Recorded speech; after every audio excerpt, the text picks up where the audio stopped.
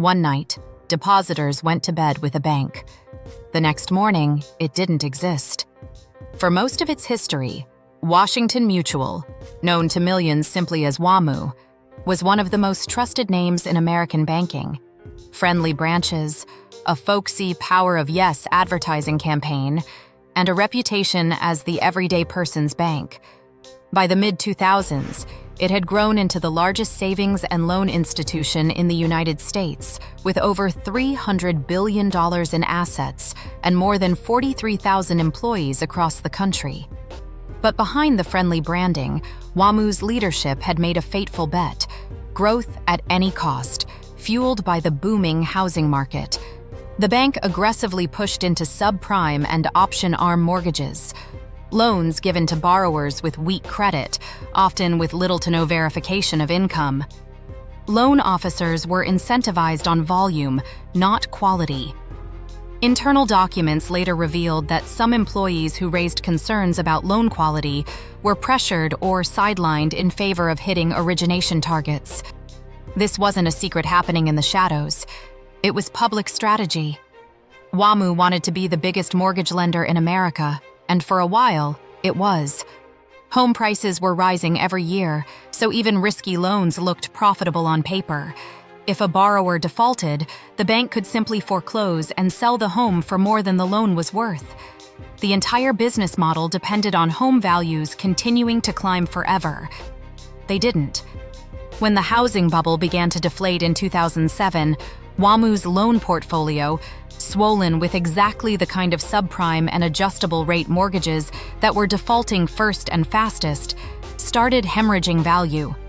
Borrowers who could barely afford their initial low teaser rates found themselves unable to pay once those rates reset higher.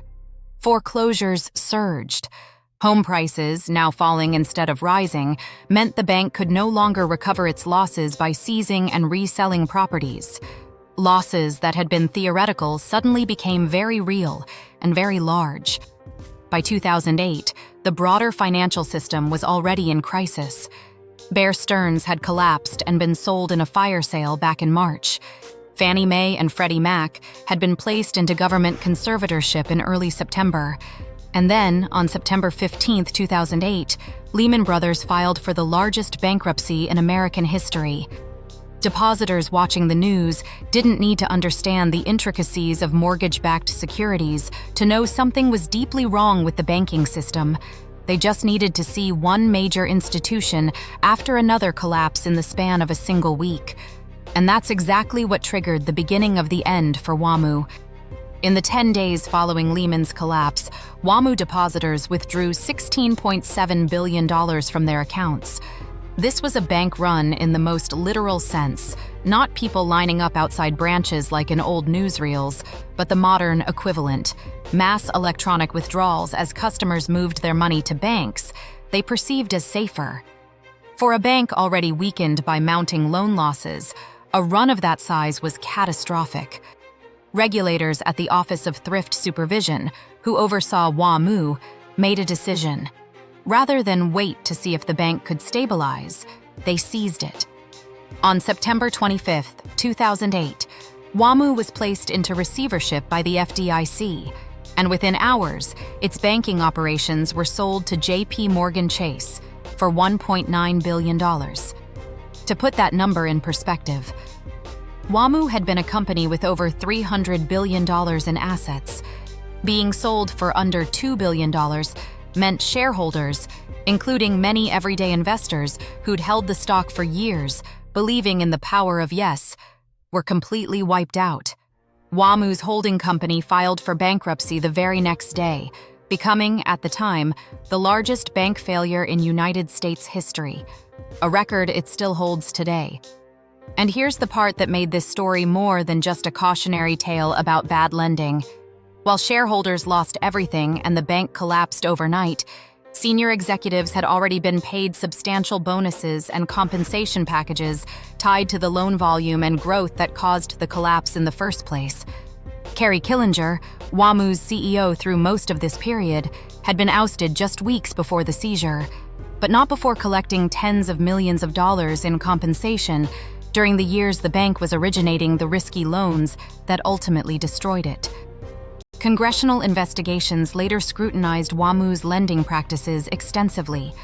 A Senate subcommittee report specifically singled out Washington Mutual as a case study in how a financial institution could knowingly originate high-risk loans, securitize and sell many of them to investors while retaining enormous exposure, and reward executives for short-term growth without any real accountability for long-term risk. The report described WaMu's practices as a driving force behind the availability of high-risk home loans that failed in record numbers, causing billions in losses to investors and consumers alike. Depositors themselves, ironically, were the one group who came through this relatively unscathed. Because the FDIC arranged the sale to JPMorgan Chase, rather than allowing a disorderly failure, depositor accounts were transferred seamlessly. Nobody making $250,000 or less lost a cent of their actual bank deposits. But shareholders, many of whom were longtime customers who'd bought stock because they trusted the institution, lost everything. And thousands of WaMu employees, the tellers, loan processors, and branch staff who had nothing to do with executive-level lending decisions, lost their jobs as JPMorgan absorbed the bank's operations and eliminated redundant positions. WaMu remains a stark example of a specific kind of corporate collapse, not outright fraud in the way Enron or WorldCom involved fabricated numbers, but a business model built on a bet that home prices would rise forever, pursued so aggressively and carelessly that when the bet failed, it took down the largest savings and loan in American history in a matter of days. Executives who drove the growth walked away with years of compensation already banked. Shareholders and employees absorbed the consequences.